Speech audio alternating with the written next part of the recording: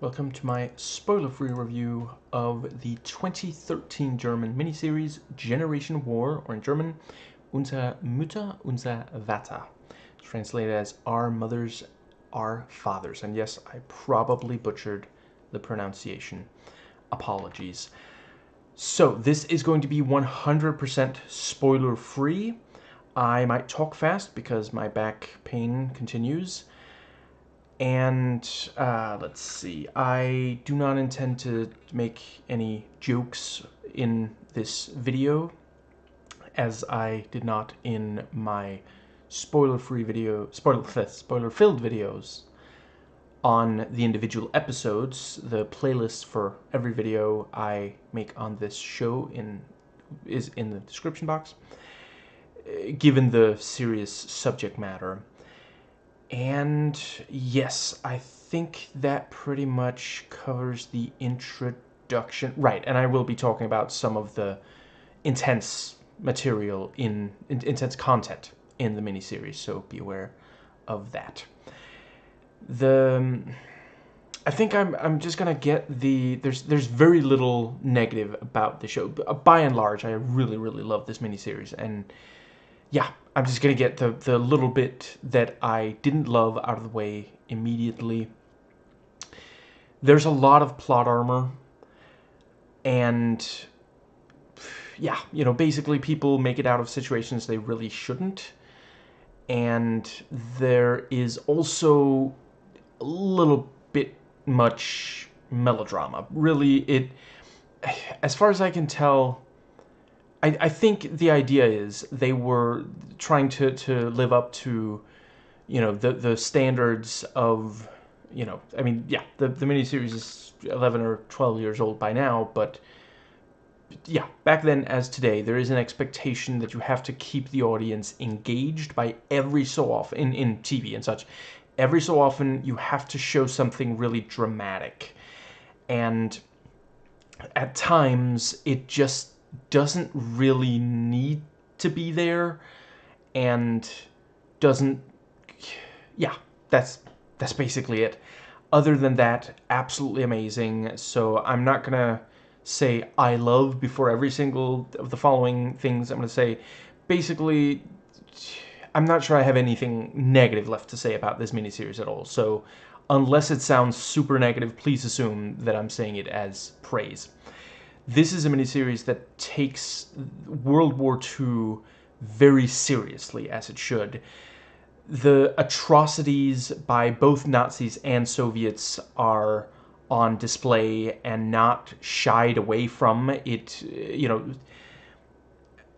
This is one of those, it's not always, so, sometimes it's shows, sometimes it's movies, but there was a while, I don't know if they're still doing it, but German filmmakers for a while, I think maybe starting in the early 2000s, were basically exorcising the demons of the Third Reich. They were, it wasn't always that, but their past, their recent past, because there have been a lot of, yeah, a lot of the worst things that we human beings have ever done to each other were done,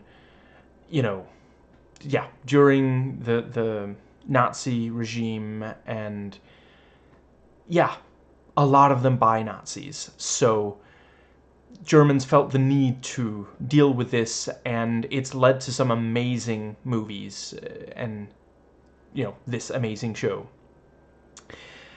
And right, one thing I do think I wouldn't have minded if they spent a little bit more time humanizing people who weren't Germans. There's some, for sure there's some, but I think there could have been more, especially, considering this is like almost 4.5 hours in total runtime.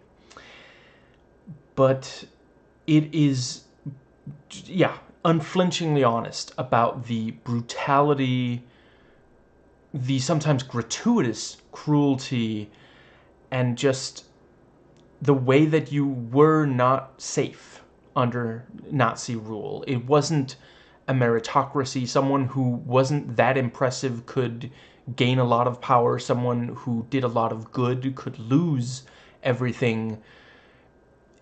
And, you know, right, another thing, just briefly, I will acknowledge there are some inaccuracies. I am not the best qualified to talk about them.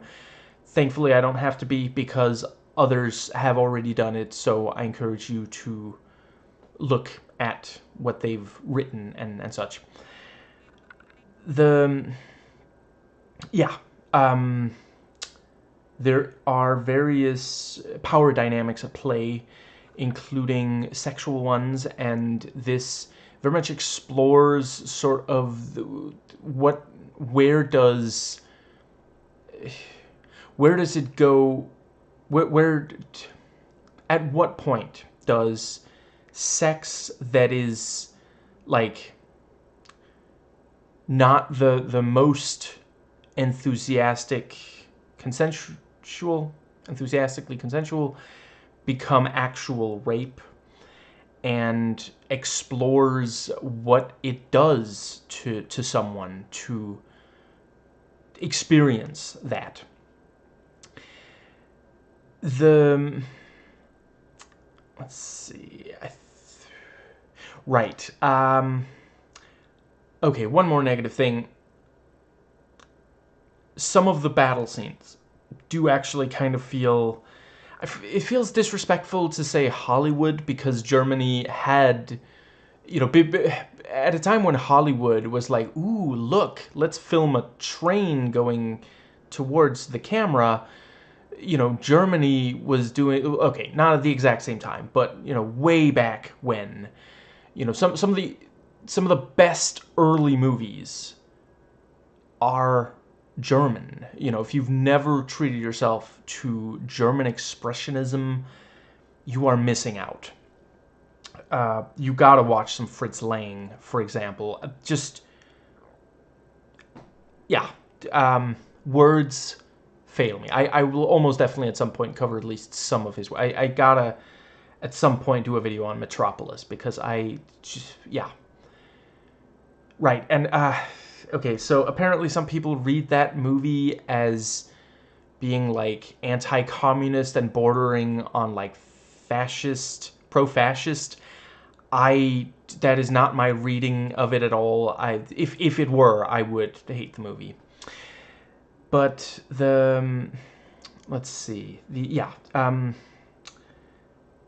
but it does remind me of Hollywood, the way some of the battle scenes are filmed. There is a little bit too much, like, ease with which some of the soldiers manage to take out some of their enemies and such. But other times it is really, really well handled, and yeah, you see how quickly, you know, there are some very abrupt deaths, and things can change on a dime. We see some of the really...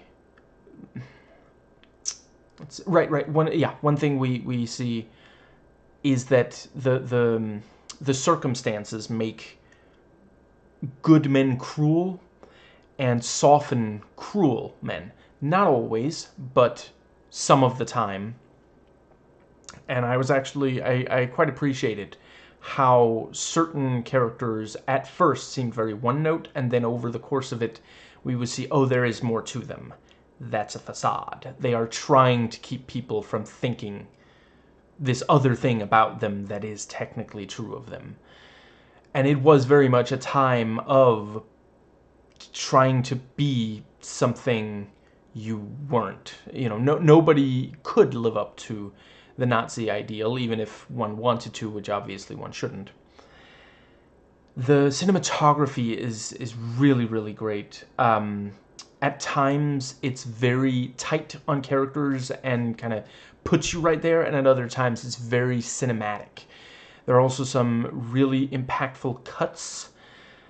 There's a lot of them I can't give away, but one is when it cuts from someone turning up a radio to where we hear singing, to the person singing that's being transmitted over the radio, you know. And let's see. Right. It also brings up issues like class and obviously Aryan versus, relationships between Aryans and Jewish people. And yeah, each character really has their own voice. It doesn't feel like their lines are interchangeable, for example, or character development and such. I thought it used the running time rather well. I wish that they didn't feel the need for the plot armor and melodrama. Some of the melodrama, some of it works well, but throughout it always has something to say, and or a slightly different way of saying something that it's maybe already said, at least some of. And yeah, I mean, it's not quite fair to compare, but of the various anti-war movies I've seen that deal with World War I and II, I can't think of even one that fits in quite this many of the various aspects. And yeah, it's, when you watch something like this today, it's difficult not to draw parallels. And I can't say for sure, but I could imagine this was made in order to dissuade, in 2013 it wasn't quite as bad, but by today, yeah, we are seeing a lot of far right, you know, yeah, ideas and politicians rise in popularity. And I think it's important to keep making media like this to remind us how bad that kind of thing can go. And yeah, I see a lot of parallels. The way that Jewish people, are treated, some of what this depicts, and also just other things we know, this doesn't depict everything, of how they were treated by the Nazis of Germany. It's hard not to draw parallels to the way that the Israeli government is treating Palestinians. And to be clear, I have nothing against Jewish people. There are many, many wonderful Jewish people out there. My issue is with Zionism, and not just Zionist Jews. Whether, regardless of what you believe, if you are a Zionist, please reevaluate. You are supporting a genocide, and it really does bear repeating. They are not, it is not the exact same as in Nazi Germany, but some of the things that we think of when we think Nazi Germany, such as the gas chambers, that came fairly late. And, before that, there was displacement, there was taking away civil rights. People would be brutalized, even killed for no reason at all. Their killers would basically just be looking for some excuse to do it. And yeah, that is what we're saying. We're also seeing it, with trans people in many Western countries. Just, yeah. I think that might be more or less, yeah. The use of stuff like violence, blood, and these sorts of things are appropriate. It's not so much that it's numbing. It's not done in a tasteless manner. It's never just to be shocking. And it's not so little that the gravity of what is happening is lost. That is something you see in a number of PG-13, films and shows. That might actually be all that there was. I forget if I've mentioned, the casting and acting are also really solid. And it does a good job of, you pretty quickly get a sense of who the various characters are. At the very start, there's a little bit of telling, not showing. But overall, yeah, characters like you'll note the first time you see a soldier, are they talking about how badly they want to hurt the enemy, or are they talking about what they miss from back home? It's stuff like that can really help you get a clear idea of, yeah. I think that does cover, so, yes, there we go. So, my ranking, worst to best, keeping in mind I love all of them. They're all amazing. I'm ranking how much I love them, not whether or not I love them all, of anti-war movies that deal with one of the two world wars. The Bridge, 2008. Die Felsche. Stalingrad, 1993.